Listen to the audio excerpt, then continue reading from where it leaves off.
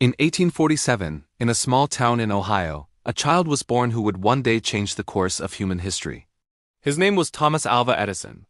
Yet, if you had met him as a boy, you might never have guessed he would become one of the greatest inventors of all time. To many, he seemed slow, distracted, even incapable. But what others saw as weakness would eventually become the foundation of his greatness. This is the story of a boy who was called a failure, but who learned to use failure itself as his greatest tool. Thomas was the youngest of 7 children, and from the start, he was endlessly curious. He asked questions that tired his teachers and confused his classmates. His mind just worked differently. Within just a few months of attending school, his teacher labeled him addled, a harsh word meaning slow or mentally weak. When his mother, Nancy Edison, heard this, she refused to accept it. She pulled him out of school and made a decision that would change everything. She would teach him at home. Nancy believed in her son when the world did not. She didn't try to suppress his curiosity, she fueled it. She gave him books on science, philosophy, and mechanics, and Thomas devoured them. He developed a love for experiments, building a small laboratory in the basement of his home. He spent hours mixing chemicals and testing ideas. Sometimes his experiments caused small explosions. Many of them failed completely. But for Thomas, every failure only increased his determination. At the young age of 12, Thomas began working to help support his family. He sold newspapers and candy on the trains running between Port Huron and Detroit. But even there, his mind was always inventing. He set up a small printing press inside a baggage car and published his own newspaper, the Grand Trunk Herald. It was one of the first newspapers ever printed on a moving train. One day, however, disaster struck. A chemical experiment went wrong and started a fire in the train car. The furious conductor threw Edison and all his equipment off the train. In the chaos, the conductor struck him on the ears, badly damaging his hearing. Over time, he would become almost completely deaf. But instead of seeing this as a tragedy, Edison later described his hearing loss as a blessing. The silence helped him focus. It removed the distractions of the outside world. It allowed him to concentrate deeply on his ideas. What seemed like a crippling limitation became his secret advantage. As a young man, Edison traveled from city to city as a telegraph operator. He often worked the night shift, using his free time to experiment with telegraph technology. He was fired from several jobs, often because his experiments caused accidents. But each setback was a lesson. He wasn't just learning about machinery, he was learning about persistence. In 1869, he arrived in New York City with almost no money. He was hungry and nearly broke when an opportunity appeared. The stock ticker machine at a major brokerage firm broke down, and no one could fix it. Edison, who had been sleeping in the basement, stepped in and repaired it in minutes. The company was so impressed they hired him on the spot.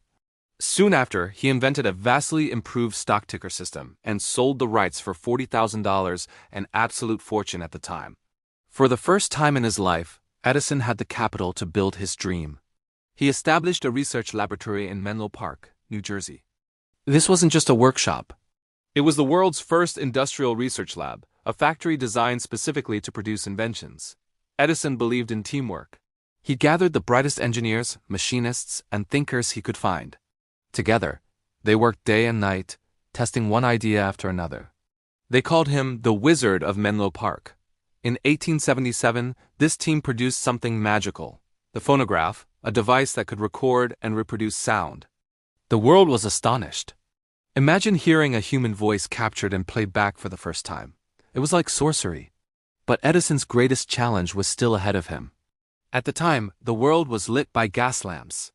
They were dangerous, smoky, and inefficient. Many inventors had tried to create a practical electric light bulb, and all of them had failed. Edison decided to take on this impossible task. He and his team began testing thousands of different materials for the filament, the tiny wire inside the bulb that glows.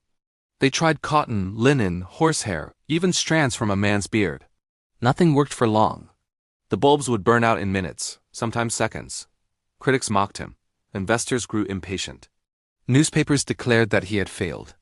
After more than 10,000 unsuccessful attempts, a journalist asked Edison how it felt to fail so many times.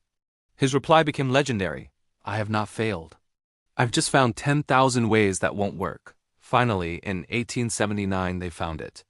A carbonized bamboo filament, placed inside a vacuum-sealed bulb, burned brightly for over 1,200 hours. They had done it. They had created the first practical, long-lasting electric light. But Edison knew a light bulb alone was not enough.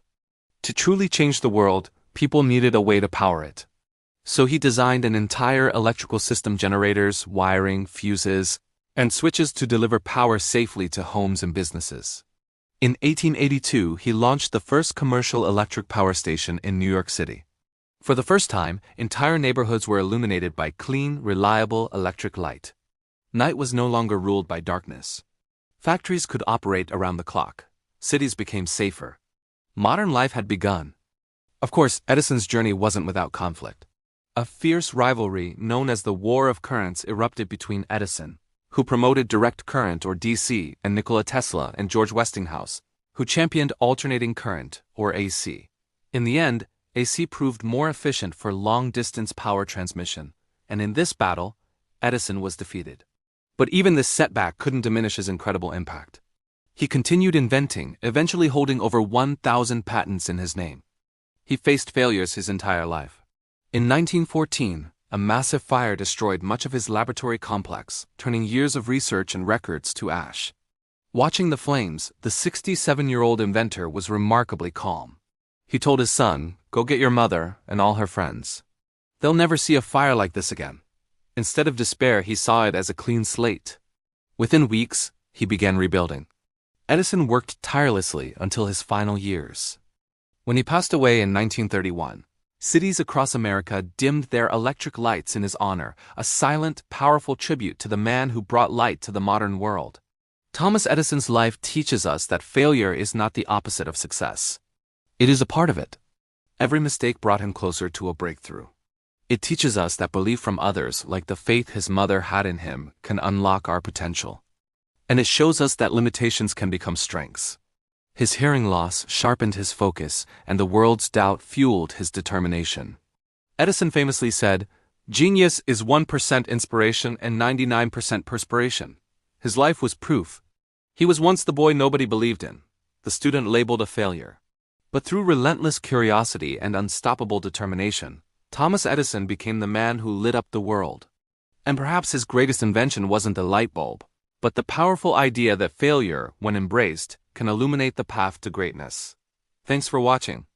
If you enjoyed this story, be sure to like, subscribe, and hit that notification bell for more videos. See you next time.